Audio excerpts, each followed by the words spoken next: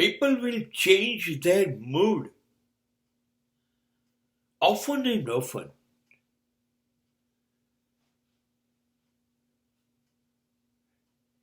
Indirectly, they are advising you not to trust them. લોકો બદલાતા જ જાય છે, બદલાતા જ જાય છે. લોકો પાસે તમે શું અપેક્ષા રાખો?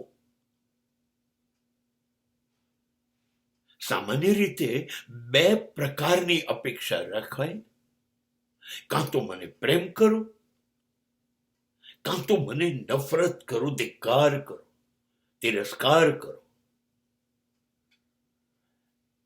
ખબર નથી પડતી ક્યારે કોણ પ્રેમ કરે છે ને ક્યારે કોણ નફરત કરે છે. અથવા નફરત કરતા કરતા પ્રેમ થવા માંડે છે.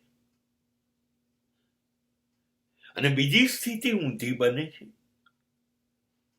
પ્રેમ કરતા હોય છે એવું સ્પષ્ટ કયા કરે છે, વર્તન કરે છે, અને મનમાં જ નફરત નફરત નફરત પણ કરતા રહે. હવે પ્રેમ કરનારાની બહુ ચિંતા નથી કરતો. જે ખરેખર પ્રેમ કરે છે તો કરતા જ રહેવાના છે.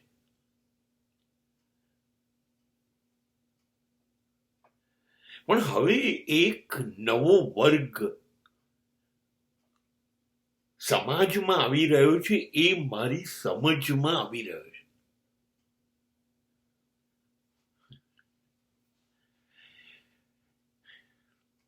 I gave one advertisement on television and newspaper media also. I made lots of new people to hate me. મેં જાહેરાત આપી, જોઈએ છે, મને નફરત કરે, તિરસ્કાર કરે, ધિક્કાર કરે એવા માણસોની જરૂર છે. મને નફરત કરો. કારણ કે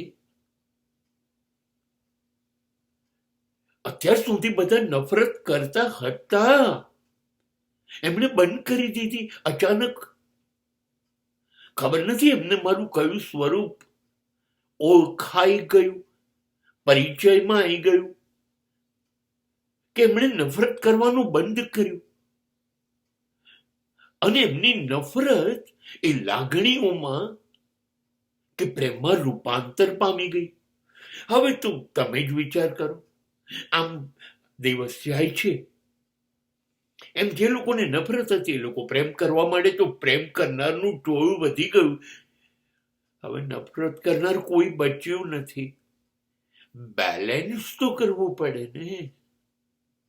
સો આઈ ગીવ એડવર્ટિઝમેન્ટ કે ભાઈ થોડાક લોકો તો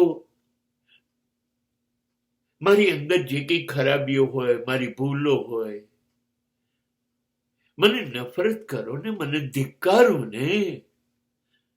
આટલા બધા પ્રેમથી જીવી નહીં શકાય. થોડીક નફરત પણ જરૂરી છે. એકલી ખાંડ ડાયાબિટીસ કરશે. થોડુંક લીમડાનું પાણી પણ પીવું જ પડશે.